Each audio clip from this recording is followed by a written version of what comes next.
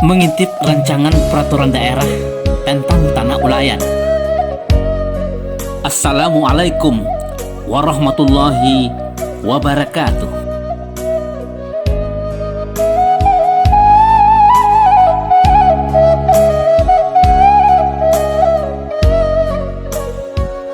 Rancangan peraturan daerah ini diniatkan untuk menggantikan peraturan daerah Provinsi Sumatera Barat nomor 6 tahun 2008 tentang tanah ulayat dan pemanfaatannya yang dinilai tidak relevan lagi dengan semangat pengakuan perlindungan terhadap masyarakat adat. Setelah perda ini berlaku selama lebih kurang 15 tahun, telah banyak peraturan perundang-undangan baru yang lahir sebagai pengejawantahan dari amanah konstitusi negara, Undang-Undang Dasar 1945, dalam rangka pengakuan, penghormatan, dan perlindungan terhadap masyarakat adat. Sebelum menyimak pasal demi pasal perda tanah ulayat ini, mari kita kritisi judul perda ini terlebih dahulu. Rancangan Peraturan Daerah Provinsi Sumatera Barat nomor sekian tahun 2023 tentang tanah ulayat. Dari judulnya, semua orang akan menyimpulkan bahwa yang diatur oleh perda ini adalah segala sesuatu yang terkait dengan tanah atau wilayah daratan yang disebut sebagai tanah ulayat. Padahal yang dimaksudkan dengan ulayat oleh leluhur kita tidak hanya mencakup tanah, tapi juga air dan udara atau ruang angkasa. Karimbo babungo kayu, kasawah babungo ampiang, kasungai babungo pasia, kalawi babungo karang, kaateh tak ambun jantan, ke bawah tak kasih bulan. Ketentuan atau hukum adat ini diakui oleh negara sebagaimana dinyatakan dalam berbagai peraturan perundang-undangan sebagai ulayat, bukan tanah ulayat yang di dalam Undang-Undang Nomor 6 Tahun 2014 tentang Desa pasal 103 huruf B disebutkan sebagai ulayat atau wilayah adat. Bahkan Undang-Undang Pokok Agraria pada pasal 5 menegaskan bahwa hukum agraria yang berlaku atas bumi, air, dan ruang angkasa ialah hukum adat sepanjang tidak bertentangan dengan kepentingan nasional dan negara. Undang-Undang Nomor 27 Tahun 2007 tentang pengelolaan wilayah pesisir dan pulau-pulau kecil menegaskan bahwa pemerintah mengakui, menghormati, dan melindungi hak-hak masyarakat adat, masyarakat tradisional, dan kearifan lokal atas wilayah pesisir dan pulau-pulau kecil yang telah dimanfaatkan secara turun-temurun. Pengakuan hak-hak masyarakat adat, masyarakat tradisional, dan kearifan lokal sebagaimana dimaksudkan pada ayat 1 dijadikan acuan dalam pengelolaan wilayah pesisir dan pulau-pulau kecil yang berkelanjutan. Walaupun masih berstatus rancangan, Undang-Undang Masyarakat Adat tidak sama sekali menggunakan istilah tanah ulayat, tapi wilayah adat yang didefinisikan sebagai satu kesatuan wilayah berupa tanah, hutan, perairan, beserta sumber daya alam yang terkandung di dalamnya yang diperoleh secara turun-temurun dan memiliki batas-batas tertentu yang digunakan untuk memenuhi kebutuhan hidup masyarakat hukum adat. Keputusan Mahkamah Konstitusi Nomor 35 Tahun 2012 terkait Undang-Undang Kehutanan pun menggunakan istilah wilayah adat yang tentunya tidak hanya mencakup tanah dan hutan. Dalam berbagai peraturan perundang-undangan, negara menggunakan terminologi hak ulayat. Kenapa tidak? Perda ini dirancang sebagai peraturan daerah yang mengatur wilayah adat yang disebut oleh leluhur kita sebagai ulayat, bukan sekadar tanah ulayat. Namun demikian, mari kita simak pasal demi pasal ranperda ini.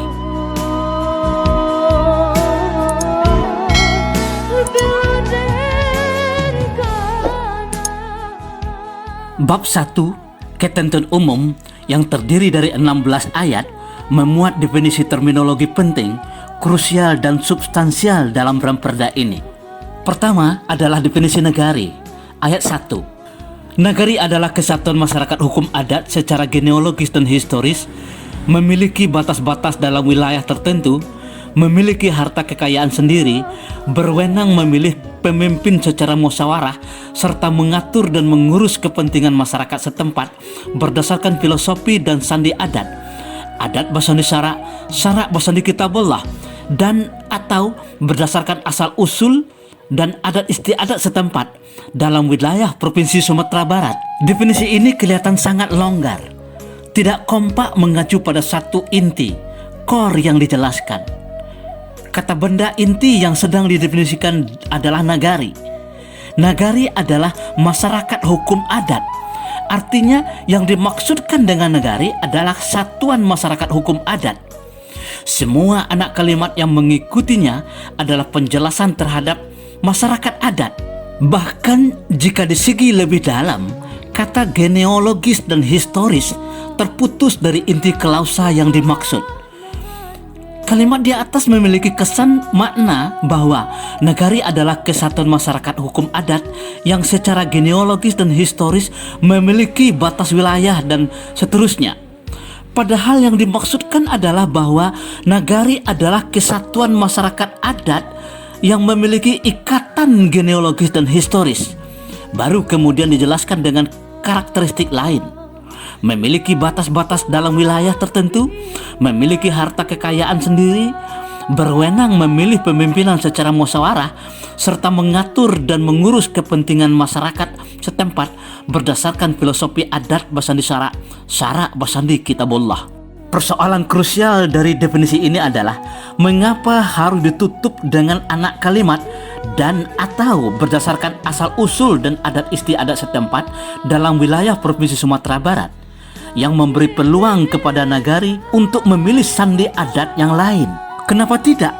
Definisi nagari mengadopsi definisi yang telah dijelaskan oleh adat, Undang-Undang Nagari, yang telah diwariskan secara turun-temurun dan masih relevan sampai hari ini. Bukankah semua peraturan perundang-undangan yang dibuat di Republik ini tidak boleh merusak hukum adat yang telah ada beratus tahun sebelum berdirinya negara Republik Indonesia, sepanjang tidak bertentangan dengan prinsip negara kesatuan Republik Indonesia? Kedua, kerapatan adat nagari yang disingkat dengan KAN didefinisikan secara jelas sebagai lembaga perwujudan permusyawaratan perwakilan tertinggi dalam penyelenggaraan pemerintah nagari, yang pada ayat 2 telah didefinisikan sebagai penyelenggara urusan pemerintah, bukan lembaga adat yang tumbuh dan membesut dari bumi, dari dalam masyarakat adat itu sendiri.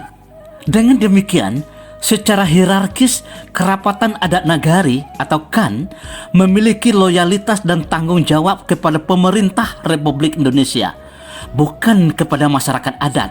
Definisi krusial ketiga adalah hak ulayat.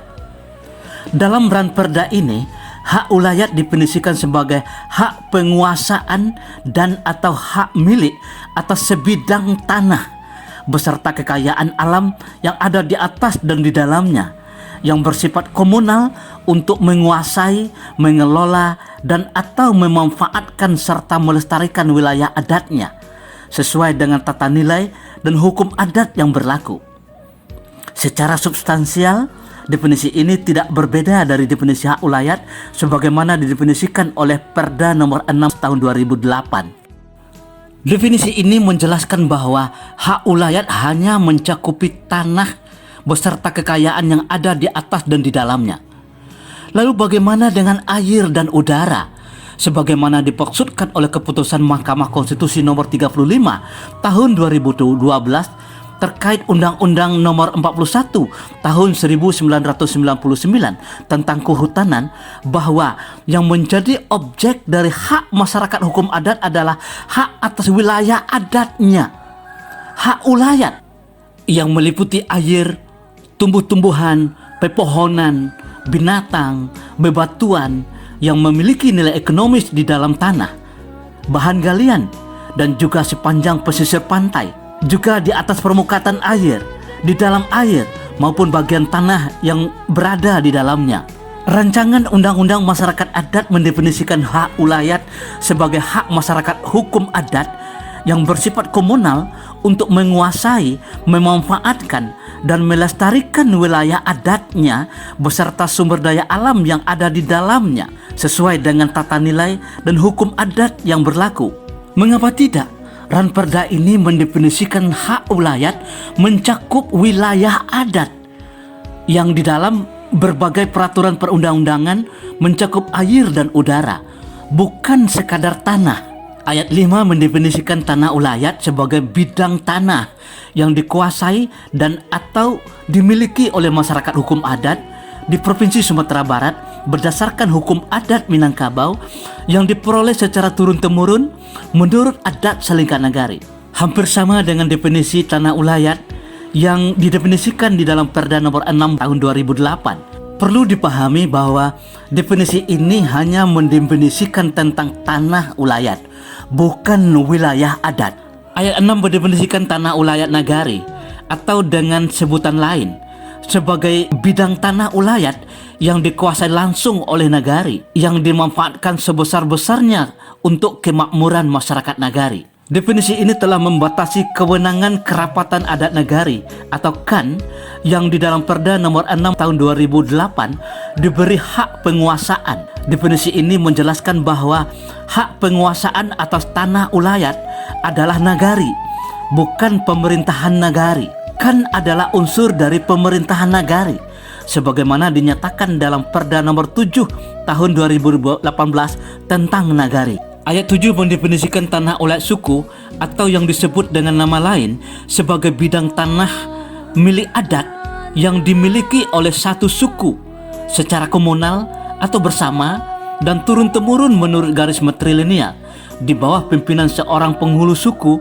atau disebut dengan nama lain. Ayat 8 mendefinisikan tanah ulayat kaum atau yang disebut dengan nama lain sebagai bidang tanah milik adat yang dimiliki oleh satu kaum secara komunal atau bersama dan turun-temurun menurut garis matrilineal di bawah pimpinan seorang mama kepala waris. Dua definisi ini tidak konsisten dengan definisi tanah ulayat nagari sebagaimana didefinisikan sebelumnya. Ayat 7 dan 8 menjelaskan bahwa tanah ulayat suku dan kaum adalah tanah adat, sementara tanah ulayat nagari tidak disebutkan sebagai tanah adat, padahal keduanya adalah tanah ulayat. Perlu dipahami dan diwaspadai bahwa hak ulayat tidak hanya dibatasi pada wilayah daratan yang disebut dengan tanah. Hak ulayat mencakup semua wilayah adat yang mencakup air dan udara. Ayat 9 mendefinisikan penghulu suku atau yang disebut dengan nama lain sebagai pimpinan dalam suku sebagai pemegang hak ulayat atas sako, yaitu gelar kebesaran pimpinan adat, dan pusako, yaitu harta pusaka berupa tanah ulayat dan harta benda. Terlepas dari kekacauan sintaksis, secara substansial definisi ini dinilai berbahaya karena penghulu suku dinyatakan sebagai pemegang hak ulayat, sementara pada pasal 4 dijelaskan bahwa hak ulayat adalah hak penguasaan dan atau pemilikan. Kalau yang dimaksudkan adalah pemegang hak atas sako, gelar kebesaran kepemimpinan adat, mengapa harus dicantumkan kata ulayat? Sedangkan ayat 10 mendefinisikan mama kepala waris atau dengan sebutan lain sebagai laki-laki tertua dalam satu kaum. Definisi krusial lainnya adalah definisi hukum adat. Ayat ke-13 mendefinisikan hukum adat sebagai hukum asli masyarakat yang bersumber dari peraturan-peraturan hukum tak tertulis, tumbuh dan berkembang serta dipertahankan dengan kesadaran hukum dalam memberi keadilan bagi masyarakat secara turun-temurun, elastis, dan dapat menyesuaikan diri dengan berbagai pertimbangan hukum. Definisi ini kelihatan tidak straightforward, tidak tegas, yang bisa mengakibatkan multitafsir. Berbahaya. Perlu dipahami dan diwaspadai bahwa hukum adat tidak menyesuaikan diri dengan hukum positif, tapi hukum positif itulah yang harus menyesuaikan diri dengan hukum adat. Kenapa tidak definisi hukum adat untuk perda ini mengadopsi definisi rancangan undang-undang masyarakat adat yang telah dinilai tegas, lugas, dan tidak multitafsir dan sesuai dengan perkembangan zaman? Hukum adat adalah seperangkat norma atau aturan, baik yang tertulis maupun yang tidak tertulis, yang hidup dan berlaku untuk mengatur kehidupan bersama masyarakat hukum adat yang diwariskan secara turun-temurun, yang senantiasa ditaati, dihormati, serta mempunyai sanksi.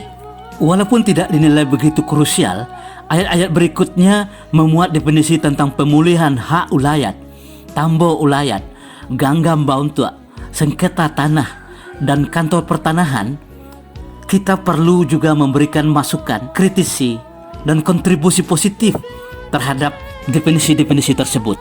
Pasal-pasal krusial lainnya akan dibahas pada edisi-edisi berikutnya. Insya Allah.